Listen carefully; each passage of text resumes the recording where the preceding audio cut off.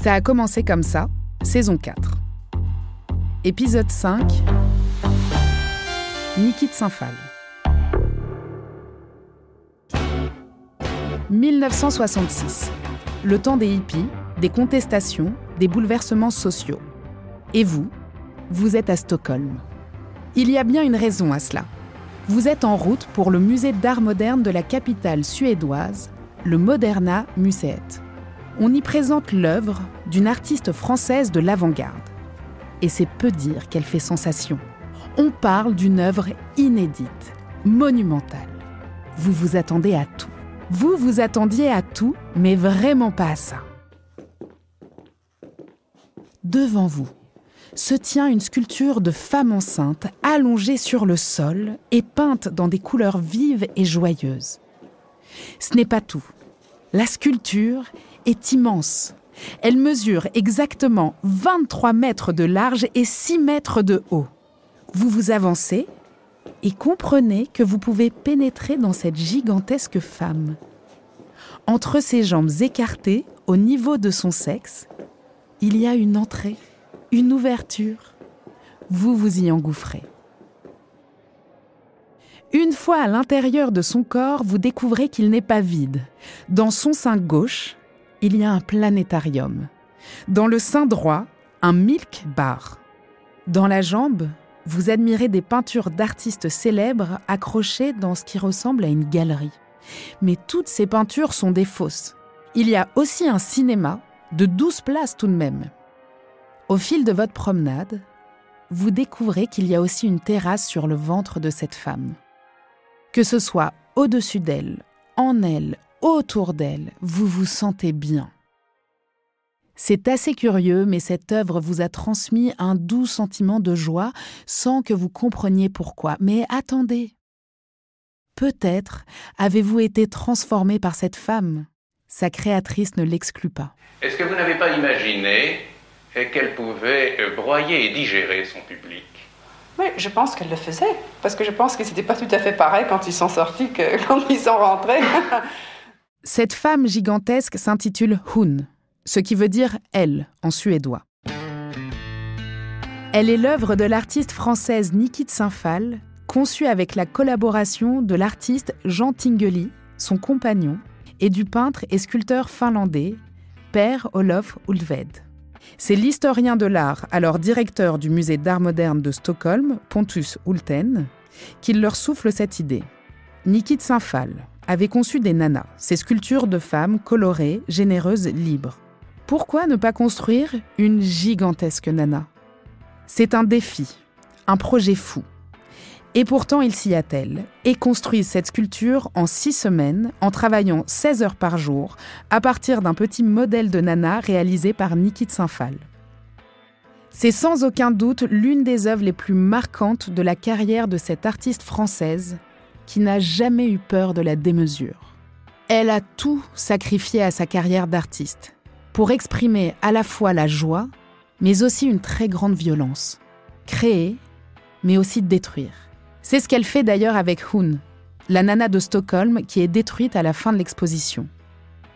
Niki de Saint-Phal est consciente de sa place dans un monde de l'art qui n'a jamais considéré les femmes comme les égales des hommes. Et elle réagit à sa manière, en étant libre, féministe et engagée. Mon monde, il est courbe, il est rond.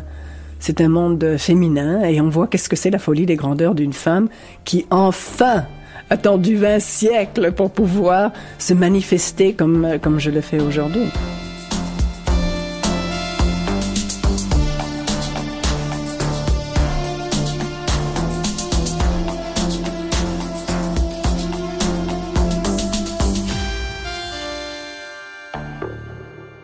Ça a commencé comme ça.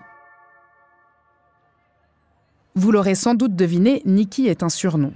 Son véritable nom est Catherine Marie-Agnès Phal de Saint-Phal. Catherine naît en France en 1930. Son grand-père paternel, issu de l'aristocratie, est fasciné par le rêve américain et les opportunités de carrière outre-Atlantique.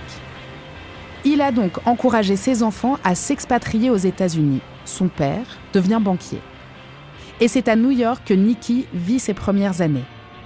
Adolescente, elle lit Edgar Allan Poe, Shakespeare, les tragédies grecques et fait du théâtre. À l'âge de 14 ans, elle peint en rouge vif les feuilles de vigne qui couvrent le bas-ventre des statues grecques de son établissement.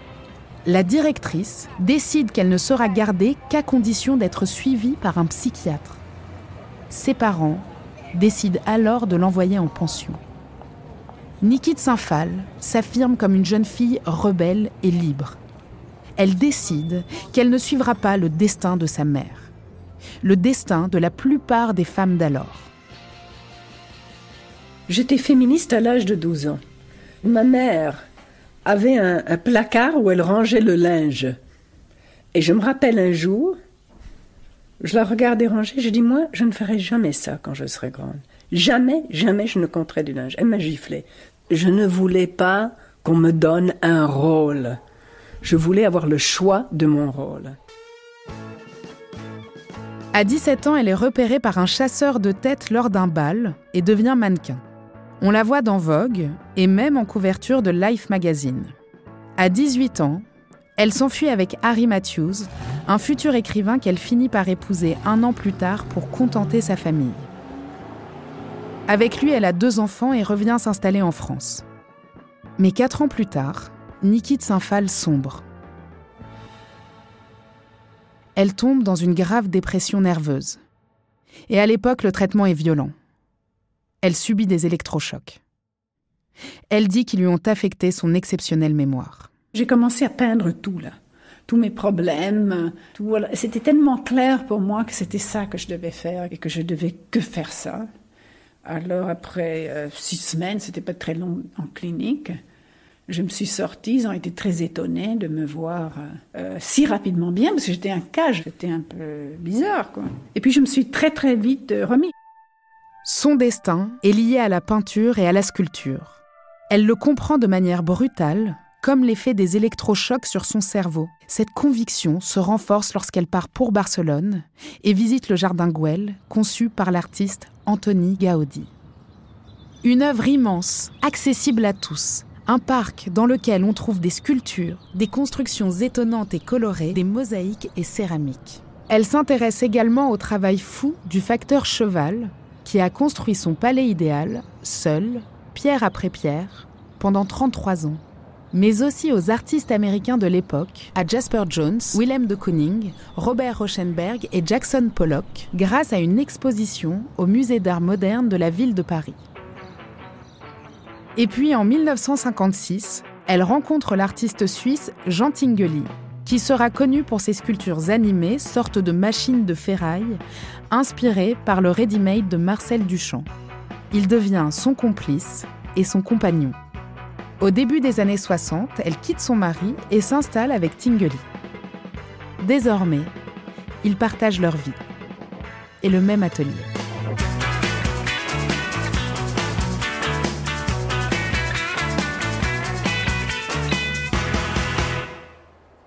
Nous sommes en 1961. Nikki de Saint-Phal présente une première œuvre particulièrement importante, car elle donne le ton de toutes celles à venir. L'œuvre s'intitule « Portrait of my lover » et associe 2 objets simples. Une chemise maculée de peinture, surmontée d'une cible à la place du visage. À côté, elle dispose des fléchettes.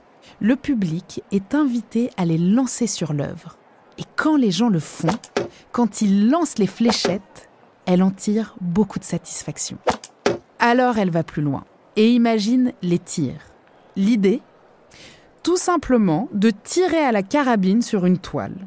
Et par cet acte de destruction qu'elle veut joyeux, elle crée une œuvre unique. Cette jeune femme s'appelle Nikki de Saint-Phal. Elle appartient à une famille de grands banquiers et a été élevée dans un couvent de New York. Non loin de Montparnasse, elle fait de la peinture à la carabine. Elle prépare des tableaux en disposant sur une planche toutes sortes de produits.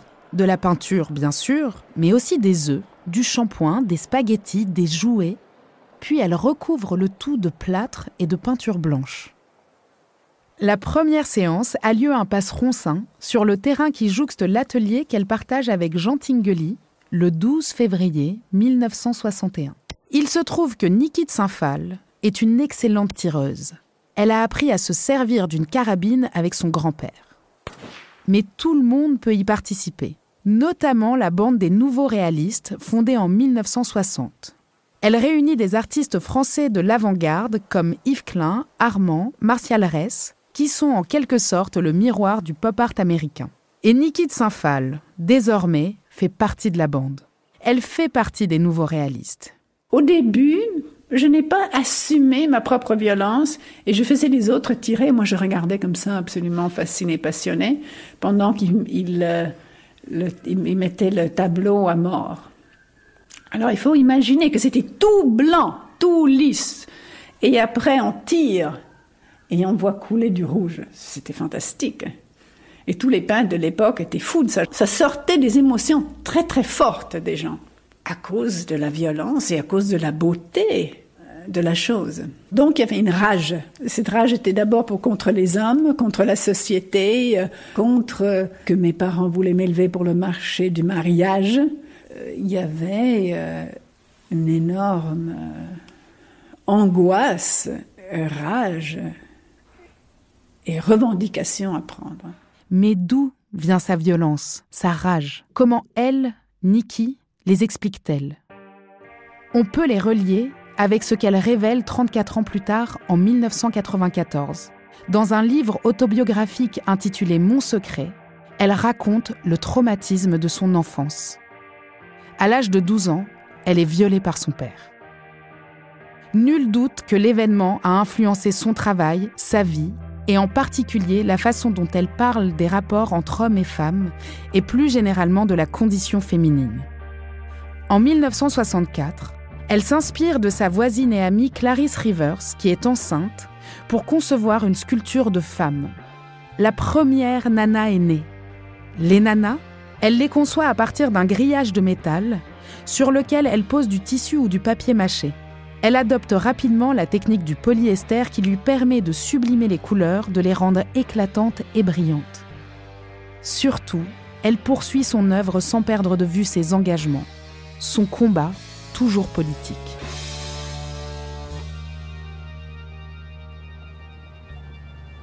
Niki de Saint-Phal, souvenez-vous, a grandi aux États-Unis et elle est particulièrement révoltée par les violences faites aux personnes noires. Elle crée la Nana Noire, une sculpture de femme aux formes généreuses, à la position acrobatique, la tête en bas, les vêtements aux couleurs joyeuses et chatoyantes. L'année même où Martin Luther King mène une manifestation historique qui débouche sur l'adoption du Voting Rights Act. Le droit de vote est enfin accordé à tous les citoyens américains. I have a dream that one day this nation will rise up. Elle conçoit une autre nana noire qu'elle intitule Black Rosie, en référence à Rosa Parks, cette femme noire qui a refusé, en 1955, de laisser sa place dans le bus à un passager blanc, comme la loi l'y obligeait alors. Niki de Saint-Phal se heurte à l'état de la société de l'époque, la difficulté de considérer une femme comme une artiste, pleine et entière.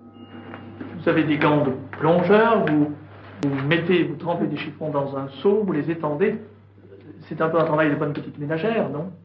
Oui, vous avez raison, c'est une partie de mon travail, mais le résultat n'est pas une cuisine. Je ne vais pas vous présenter avec un pot-au-feu, mais j'essaye de vous présenter avec un espèce de délire spirituel de moi-même. Le résultat n'a rien de féminin. Eh bien, je suis absolument pas d'accord avec vous. Le résultat est féminin, puisque moi, je suis une femme. Ce qui m'intéresse, c'est exprimer une certaine poésie que je sens en moi. Eh bien, je ne peux que exprimer une poésie féminine. Ça n'a rien à faire. Un mec pourrait jamais faire ça. Il n'aurait jamais pu tirer avec un fusil sur des tableaux comme j'ai fait à une certaine époque, parce que de se servir de ces engins destructifs que l'homme a imaginés, c'est seulement une femme qui pourrait s'en servir dans un but constructif et beau. Et c'est la même chose avec mon travail. J'exprime exactement les problèmes de la femme aujourd'hui. Si vous êtes déjà passé à côté du centre Pompidou, au cœur de Paris, vous avez probablement pu apercevoir la fontaine Stravinsky. Elle est sans doute l'œuvre la plus célèbre de Jean Tinguely et Niki de Saint-Phal, qui répond à l'une des obsessions de l'artiste. Installer des œuvres en plein air, à l'extérieur, accessibles à tous. Elle les conçoit avec Jean Tinguely, comme à Milly-la-Forêt, où le couple conçoit le Cyclope. Une immense tête sans corps. 350 tonnes d'acier, 22 mètres de haut, posée en pleine forêt. Enfin, elle entame les plans du Jardin des Tarot en Italie. Une œuvre monumentale, proche dans l'esprit du travail de Gaudi dans le Jardin Güell à Barcelone. Accroché aux premières collines de Toscane, voici le fantastique chantier du Jardin de Tarot de Niki de Saint-Phal. Entreprise colossale, apparemment joyeuse et onirique, qui cache cependant derrière les arcanes majeures du jeu de tarot un travail en profondeur, un travail ésotérique. Niki de Saint-Phal vit sur le chantier, une aventure devenue insensiblement le but, la vie, la raison créatrice de son travail d'artiste. Le Jardin des Tarots ouvre en 1993. Niki de Saint-Phal ne pouvait imaginer faire autre chose que créer. Elle y a sacrifié beaucoup, jusqu'au bout. Elle produit des œuvres toujours engagées, comme Global Warming en 2001, qui clame la nécessité de défendre l'environnement, ou Abortion, Freedom of Choice, qui défend le droit à l'avortement. Elle meurt en 2002 à l'âge de 72 ans.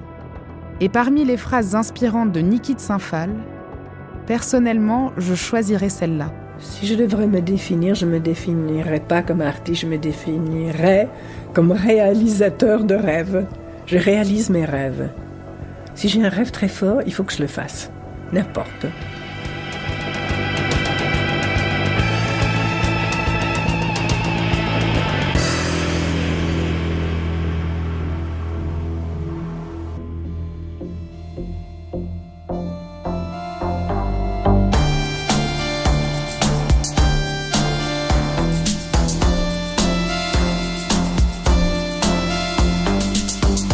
Ça a commencé comme ça est un podcast Binge Audio, bourse de commerce Pinot Collection.